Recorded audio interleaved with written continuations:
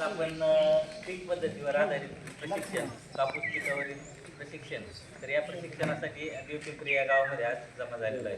तर या प्रशिक्षणाचा मूळ उद्देश म्हणजे आपण ह्या गावामध्ये पीक प्रात्यक्षिक, कापूस कपासक्रांती अंतर्गत पिकाची प्रात्यक्षिक, कापूस पिकाची प्रात्यक्षिक आपण या गावामध्ये दिलेले आहे. तर त्या प्रात्यक्षिकामध्ये ज्या अडीअडचणी येणार आहेत किंवा ज्या अडीअडचणी आलेल्या आहेत तर त्याचं शंकाचं निरसन, त्याचबरोबर आपल्याला त्या प्रात्यक्षिकामध्ये काय काय बाबी करायच्या आहेत आणि त्या अनुषंगाने आज परिस्थिती जर पिकाची पाहिली तर वेगवेगळ्या किडी रोग हे या संदर्भात आहेत. तर त्याची ज्या आपल्या मनामध्ये शंका आहेत किंवा ज्या पुढे अडीअडचणी येणार आहेत तर त्याचं आपलं शंका निरसन करणे हा याच्या पाठीमागचा उद्देश आहे. तर आजच्या या कार्यक्रमाचे अध्यक्ष आज आपल्या गावचे प्रथम नागरिक सरपंच श्री शिवाजीराव गवाई या त्या कार्यक्रमाचा अध्यक्ष त्यांना आपल्या सर्वांतर्फे विनंती करतो.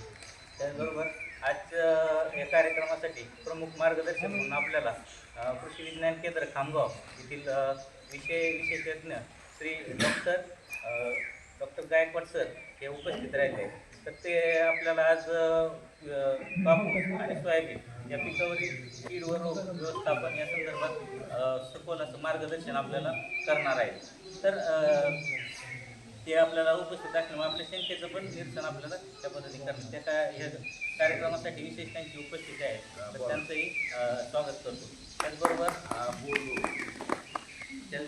आपले मंडळ अधिकारी मॅडम त्या रस्त्याने आहेत तर दुपारी कार्यक्रमाचं प्रास्ताविक या हिशोबाने तर मी थोडीशी थोडक्यात माहीत सांगतो. मी काय भाषण करत नाही किंवा मला काय भाषण येत नाही. आमची या गावात पहिल्याच नाही, माझी जॉईनिंगच या गावाची होती सुरुवातच, तेव्हा काय एवढं भाषण होतं. आता थोड्याफार पद्धती समजा उभा राहून 4 शब्द बोलू शकतो अशी समजा तयारी करतोय. तर या कार्यक्रमाचं जे आहे ते कापूस पिकाचे प्रशिक्षण आपल्याला जे घ्यायचं आहे. तर कापूस पिकामध्ये जे वेगवेगळ्या किडी रोग आणि जे आता समजा या अंतर्मशागत असेल किंवा व्यवस्थापन असेल याविषयी आपल्याला ज्या अडीअडचणी येणार आहेत तर त्या आपल्याला जे वेगवेगळ्या अडीअडचणी असतील ते प्रश्नाची उत्तरं देणे. त्याचबरोबर जे तंत्रज्ञान आहे कमी खर्चामध्ये आपण दिवसेंदिवस काय झालं आहे तर शेतकऱ्यामध्ये एक सुप्त रेस म्हणा किंवा म्हणजे चालू असते, शर्यत चालू असते. तर याने एक फवारणी केली दुसरे 4 फवारण्या वगैरे करतात किंवा अशा पद्धतीनं वेगवेगळ्या पद्धतीनं. त्यामुळं काय व्हायला लागलं ह्या शर्यतीमुळे तर आपलं उत्पादन खर्च वाढत चालत आहे. ह्या उत्पादन खर्च आपल्याला कमी कसा करता येईल आणि उत्पादन खर्च कमी करून आपल्या उत्पन्नात वाढ होणे हे आपल्याला या दृष्टीनं गरजेचं आहे. तर यामध्ये आपल्याला काय काय नवनवीन तंत्रज्ञान आहे तर त्या तंत्रज्ञानाचा वापर करून आपल्याला पिकामध्ये आपल्या शेतामध्ये त्याचा वापर करून आपलं उत्पादन खर्च कमी करणे हे कशा पद्धतीने करता येईल आणि नवीन तंत्रज्ञानाचा वापर आपल्या शेतामध्ये कसा करता येईल तर याची आपल्याला माहिती होण्यासाठी तर या प्रशिक्षणाचं नियोजन केलं आहे. तर या प्रशिक्षणाचं नियोजन करताना जे आहे तर या प्रशिक्षणाचं नियोजन करताना आपण हा जो कालावधी आता निवडलेला आहे तर बहुतांशी सर्व कापूस पीक जे असेल किंवा सोयाबीन पीक असेल तर ह्या पिकाची सध्याची परिस्थिती आहे तर जे वेगवेगळ्या किडीचं झाला किंवा रोगाचा प्रादुर्भाव पिकावर झालेला आहे. आणि अशा वेळेस आता सर्वच शेतकऱ्यांना आता बऱ्याच जणांना घाई असेल तर आता आजच्याला असं वातावरण झालं तर फवारणी काय करावी किंवा फवारणीचं शेड्यूल म्हणजे प्रत्येक गावामध्ये आता रस्त्याने जर फिरताना वगैरे आम्ही पाहतो तर फवारणीचं काम मोठ्या प्रमाणावर चालू आहे. सध्या सर्वात मोठं काम जे आहे तर कापूस पीक असेल किंवा सोयाबीन पिकाला फवारणी चालू आहे. तर मग त्या फवारणीच्या उद्देशाने मार्गदर्शन व्हावं या उद्देशाने आज हा प्रशिक्षणाचा कार्यक्रम आपण इथे आयोजित केलेला आहे. तर या प्रशिक्षणाच्या माध्यमातून मला एक कृषी विभागामार्फत एक आवाहन करायचं आहे. तर कृषी विभागाने एक शेतकऱ्यासाठी एक चांगल्या पद्धतीनं एक मराठीमध्ये एक चांगल्या पद्धतीनं महाविस्तार AI ॲप हे ॲप विकसित केलेलं आहे आणि ते शेतकऱ्यासाठी मोफत आहे. आपण प्ले स्टोअरमध्ये जाऊन ते ॲप डाउनलोड करून आपली नोंदणी करून ते ॲप आपल्या मोबाईलमध्ये घेऊ शकता. तर हे ॲप आपण कशासाठी घ्यायचं आहे तर ॲपमध्ये काय आहे तर वेगवेगळ्या पिकाचं जे लागवड तंत्रज्ञान आहे. जर पिकाच्या लागवडीपासून ते काढणीपर्यंत जे तंत्रज्ञान आहे वेगवेगळ्या सर्व पिकं जे आहेत तर त्या पिकाचं लागवडीपासून ते काढणीपर्यंतचं तंत्रज्ञान. त्याचबरोबर पिकाला ज्या वेगवेगळ्या किडी किंवा वेगवेगळे रोग येतात तर त्या रोगाला आपल्याला त्या किडी कशा ओळखाव्या. त्याचबरोबर कीड व रोग जर आली असेल तर त्यासाठी काय फवारणी करावी, कोणतं औषध मारावं, त्यानंतर त्याचं प्रमाण किती असावं याची सखोल माहिती त्या ॲपमध्ये देण्यात आली आहे. त्याचबरोबर खताचं व्यवस्थापन असेल, सर्व पिकाचं खताचं व्यवस्थापन म्हणजे पेरणीची वेळ किती द्यायचे, 30 दिवसांनी किती, 60 दिवसांनी किती, त्याचे डोस किती करायचे या पद्धतीनं. त्याचबरोबर समजा तुमच्याकडे खत कोणतं आहे, कुणाकडे 10-26 असतं, कुणाकडे 20-20-0 असतं किंवा कुणाकडे 18-46 असतं. तर ह्या खताचं वापर करून आपल्याला घरच्या घरी जो आपल्याला ग्रेड आहे तो ग्रेड कसा करता येईल. आता विद्यापीठाची शिफारस असते कापूस पिकासाठी 120, 60-60, 100, 50-50. तर हा ग्रेड 100, 50-50 म्हणजे काय, 100 नत्र, 50 पूरक आणि 50 पालाश. तर हे कसं तयार करावं घरच्या घरी, आपल्याला कसं तयार करावं, आपल्याकडे उपलब्ध असलेल्या खताचा वापर करून ते कसं करावं, तर त्याची जी गणना आहे तर ते खताचं एक कॅल्क्युलेटर त्याच्यामध्ये दिलेलं आहे. मग ते कॅल्क्युलेटरमध्ये आपल्याकडे उपलब्ध असलेलं खत आणि किंवा मग त्याच्यामध्ये समजा कापूस पीक जर घेतलं तर त्याच्यामध्ये तुम्हाला 13 पर्याय दिलेले आहेत. म्हणजे एकाच प्रकारचं खत आपल्या 100, 50-50 टाकायचं, पण 13 प्रकारे म्हणजे 10-26 वापरून, एकदा 18-46 वापरा, 20-20-0 वापरून, अशा पद्धतीने तिथे पर्याय दिले. मग आपल्याला जो पर्याय त्यातला योग्य वाटतो तो पर्याय आपण त्याच्यामध्ये निवडू शकतो आणि त्या पर्यायाचा वापर करून आपण ते खत त्या शेतीला देण्यासाठी आपण त्याचा वापर करू शकतो. त्याचबरोबर बाजारभाव.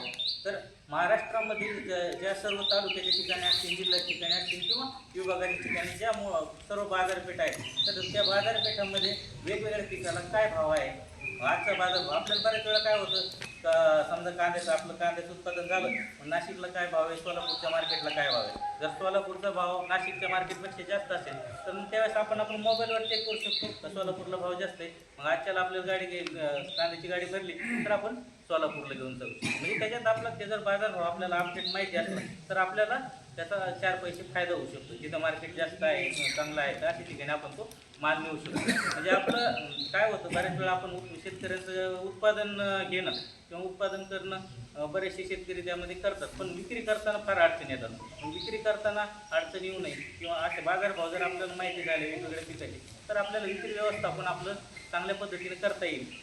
तर त्याचाही आपल्याला चांगला वापर करता येऊ शकतो. त्याचबरोबर किडी. आता बऱ्याच वेळा काय होतं, शेतावर जात होतं आपण, ते किडीचे 2 प्रकार आहेत. तर आता किडीच्या संदर्भात सांगणारच आहेत मी, जनरल थोडं सांगतो. किडीचे 2 प्रकार, मित्रकीड आणि शत्रुकीड. बऱ्याच वेळा काय होतं, मित्रकिड्याचं असते आणि ती मोठ्या प्रमाणात आपल्याला दिसते, तर आपण काय करतो तर ते मित्रकिडीसाठीच फवारणी घेतो. मग अशा वेळेस ती कीड आपल्याला न ओळखल्यामुळं आपलं एक औषध वाया जातं. समजा मित्रकीड नष्ट झाल्यामुळं पुढं शत्रुकिडीचं प्रमाण वाढतं आणि त्याच्यामुळे मग आपलं डबल नुकसान त्याच्यामुळे. अशा वेळेस जर आपल्या ती कीड ओळखत नसेल, प्रत्येक कीड आता काय होतं, सरांना ओळखता येतात, पण आता आम्हाला आमचं शिक्षण त्यामध्ये नाही, तर आम्हाला बरेचसे कीड ओळखत नाही. त्याच्यामध्ये एक ॲप, जे महाविस्तार ॲप आहे, तर त्याच्यामध्ये एक फोटो काढायचं, तिथं समजा आयकॉन दिलेलं आहे, त्या आयकॉनवर क्लिक करायचं, ते किडी स्कॅन करायची आणि अपलोड करायची. अपलोड केल्यानंतर मग त्याचा रिझल्ट येतो आणि रिझल्ट आल्यानंतर त्यामध्ये दिलं जातं ही कीड काय आहे, तिचं काय म्हणजे तिचं काय नुकसान करते किंवा फायद्याचे तोट्याचे. मित्रकीड एक शत्रुकीड आहे आणि ती काय शत्रुकीड असेल तर ती काय नुकसान करते आणि नुकसानीचं त्यानंतर तिला नियंत्रण करायच्या पद्धती जैविक असतील किंवा रासायनिक असतील, त्या पद्धतीनं सर्व त्याच्यामध्ये माहिती आपल्याला दिलेली असते. त्याचा वापर करून आपण वेगवेगळ्या किडी ओळखू शकतो.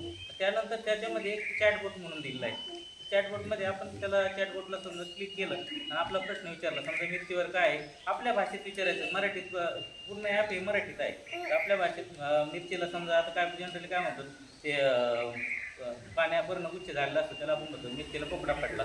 तसं आपण त्याला विचारू शकतो, मिरचीला पोपडा पडला किंवा तर टोमॅटोला असं झालं, करपा पडला, काय असेल तसा प्रश्न विचारल्यानंतर त्याचं ते उत्तर येऊन जातं आणि आपल्याला नियंत्रणाचे त्याच्यामध्ये उपाय सुचवले जातात. त्यानुसार आपण त्याचा वापर करून आपलं शेतीमध्ये जे अडचणी येणार आहेत तर त्याचा आपण त्याला पर्याय किंवा वेगवेगळे उपाय आपण त्या पद्धतीनं करू शकतो.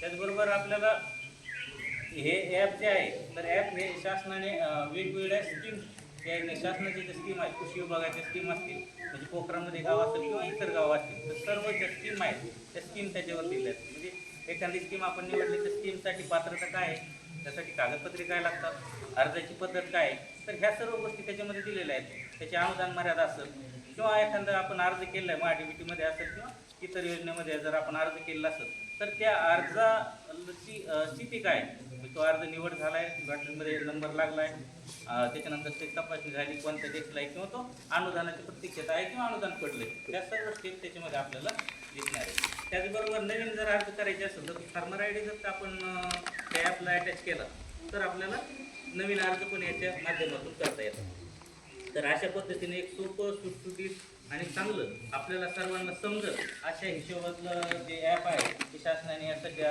शेतकऱ्यांच्या सेवेसाठी तयार केलं. तर सर्व शेतकऱ्याला माझं कृषी विभागाकडून एक आव्हान असेल की सर्वांनी हे ॲप आपल्या मोबाईलमध्ये डाउनलोड करून घ्यायचं आणि किमान ज्यांना शेती आहे, ज्यांच्या नावावर शेती आहे तर सर्व खातेदारांनी हे ॲप डाउनलोड करून घेणं गरजेचं आहे. कारण सर्व योजनेसाठी हे ॲप पुढं कंपल्सरी होणार आहे. त्याच्यामध्ये नंतर तुम्हाला PM किसान असेल किंवा इतर योजना असतील तर ह्या पण याचा पण डाटा याला अटॅच करणार आहेत नंतर. पण सुरुवातीला जे प्रातिनिधिक माहिती त्याच्यामध्ये जी आहे तर ती माहिती मी तुम्हाला माझ्या थोडक्या मोठ्या भाषेत मी तुम्हाला ती सांगितलेली. पण आता याच्यातलं मला वाटतं बऱ्याचशा शेतकऱ्यांनी डाउनलोड केलेलं नसेल.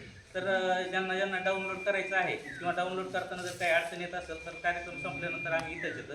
तर आपण ज्यांना डाउनलोड करायचं त्यांना डाउनलोड करण्यासंदर्भात मार्गदर्शन करू किंवा आमच्या जे काही समजा शेतकरी मित्र आहेत तर ते बी डाउनलोड करण्यासाठी इथं मदत करतील. आपले जे CSC केंद्र धारक आहेत ना तर ते सर्व मदत करतात. त्यांना ॲप कसं डाउनलोड करायचं तर ते सर्व माहिती आहे. तर त्यांच्याकडून बी नंतर समजा आज नाही वेळ मिळाला तर नंतर बी तुम्ही डाउनलोड करून घेऊ शकता.